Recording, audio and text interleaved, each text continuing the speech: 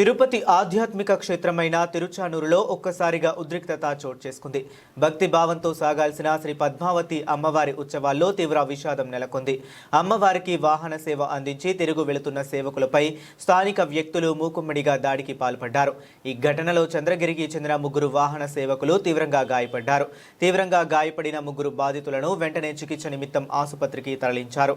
బాధితుల ఫిర్యాదు మేరకు తిరుచానూరు పోలీసులు కేసు నమోదు చేసి దర్యాప్తు ప్రారంభించారు. సీసీటీవీ దృశ్యాల ఆధారంగా దాడికి పాల్పడిన వారిని గుర్తించే పనిలో పోలీసులు నిమగ్నమయ్యారు. పరారీలో ఉన్న నిందితుల కోసం గాలింపు చర్యలు చేపట్టారు.